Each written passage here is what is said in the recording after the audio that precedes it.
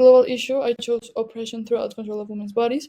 For my first extract, I chose the graphic novel Persepolis, written by Marjan Satrapi, who is an Iranian graphic novelist, and she writes about her childhood during and after the 1979 Iranian Revolution. I chose specifically the first two pages of the chapter The Veil, and in the book they're page 3 and 4, which is when the girls are in the school and they start being forced to wear the veil, which is like the first big rule imposed by the regime. For my second extract and non-literary text, I chose the collage Your Body's a Battleground by Barbara Kruger. Barbara Kruger is an American feminist artist known for her critique of power, consumer culture, and gender politics. This collage was made in like a U.S. protest about abortion and women's rights, which is really like a signature for Barbara Kruger, as she usually does collages to criticize a lot of issues, especially in the US. So starting with Persepolis, here in the first page we can see like a visual uniformity, as we can see all the girls are lined up and dressed the same, and like the veil like looks a lot bigger compared to their bodies, and how the black dominates um, the like panel. It's like a direct like it shows oppression like right from there, like the whole background shows how the girls just with this new rule the oppression started, like they started feeling oppressed, and it shows how moral absolute the regime is. Then we have like the rigid panel structure, which again I think it relates a lot to oppression, as it shows the lack of freedom, and like the order imposed by authority, which is like they're all the same, they're all lined up. We can also see it in the facial expressions, like as you can see here, like none of the girls is smiling, they're all sad or grumpy, or like they don't understand what's going on. So like for they are already losing their like right to express themselves, you know, like in a way they're losing their voice, like they don't have a voice anymore.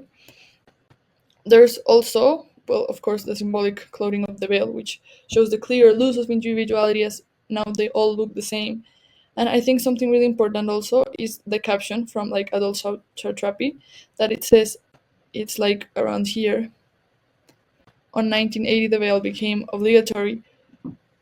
For me, this is a clear regime of how like brutal and cruel the regime was. Like, you know, like they were targeting kids from a very young age, just enforcing these rules, enforcing this ideology, like in a way using them as some kind of insurance of building their new empire. Because like if you teach them from they are little, then they will grow with this ideology and follow it. And I think something also really important is the child narrator's perspective, as we know young Marjan is like narrating these events, and we can always see like the confusion, like she doesn't understand what is going on, she's just observant.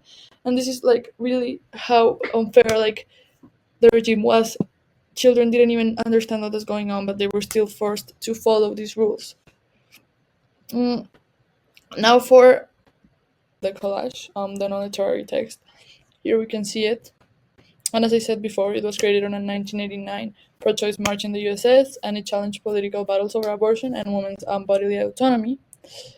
Um, I want to show how this extract shows oppression. I think firstly, the thing that you most notice um, when you look at this collage is the split face, um, because I think Barbara Kruger uses a positive and negative image. She uses two photographic halves to create like this woman, and I think this really symbolizes how society splits and analyzes women's bodies, like treating them like objects, like they judge them, they control them, and debate over them.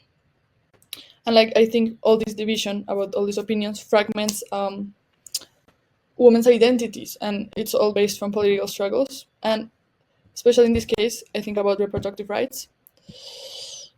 Another thing that I obviously notice is the red, black, and white color palette, which I think is the signature colors for Barbara Kruger and all her collages.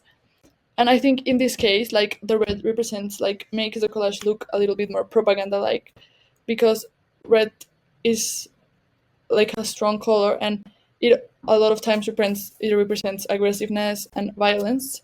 in a public discourse. And like I think in this case is the case. I don't think she's trying to motivate violence, but she's saying how political um, political groups or political regimes or the government in general are towards women and women's bodies.